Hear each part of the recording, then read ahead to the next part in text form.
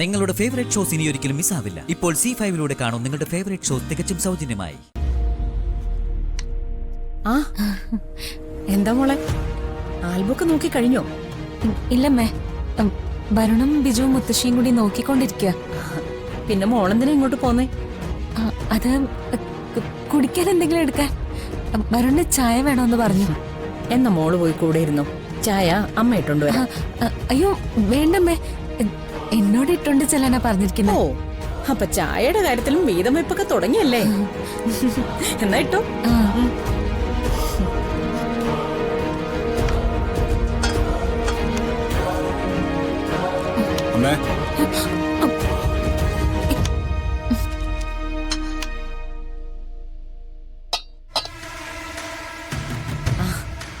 വാ മോനെ.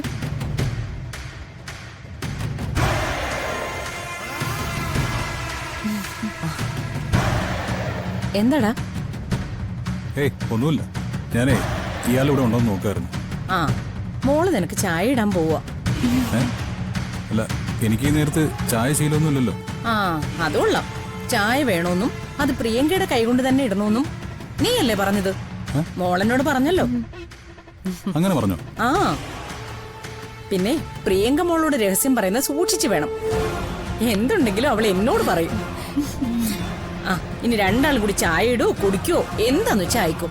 ഞാൻ പോവാ. എന്താടാ ഇത്? അതെ, ഇതൊക്കെ എനിക്ക് മനസ്സിലാവുന്ന കാര്യമുള്ളൂ. ഇതിന്റെ കാര്യം ഒന്ന് പോടാ.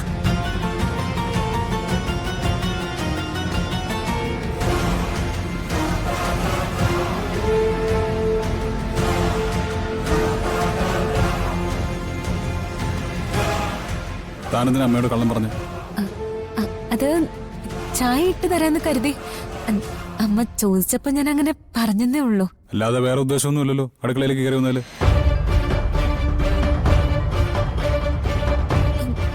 എന്തുദ്ദേശം? വരുൺ എന്താ ചോദിക്കുന്നേ? അമ്മയുടെയും മുത്തശ്ശിയുടെ ഒക്കെ മുമ്പില് നിഷ്കളങ്കത അഭിനയിച്ചോളൂ. പക്ഷേ എന്റെ മുന്നിൽ അത് വേണ്ട, മനസ്സിലായോ?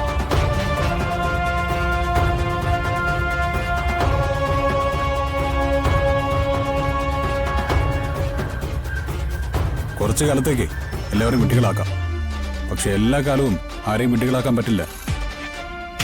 എപ്പോഴെങ്കിലും അച്ഛൻ ഇങ്ങനെ ഒരു പഴഞ്ചൊല്ല് പറഞ്ഞു തന്നിട്ടുണ്ടോ? ഇല്ല. അച്ഛനല്ലേ മക്കളോട് വാത്സല്യത്തിൽ സംസാരിക്കുന്നുണ്ട്, ചിലപ്പോൾ മറന്നു പോയതായിരിക്കും. പക്ഷെ ഞാൻ ഈ പറഞ്ഞത് മനസ്സിൽ നിന്ന് കുറിച്ചു വെച്ചോ, ഉപകാരപ്പെടും പിന്നീട്. ഞാൻ അങ്ങോട്ട് പോവാ. ഒന്നേ. എന്താ എന്താ തന്റെ കയ്യില്? ഒന്നുമില്ല. വെക്കോ.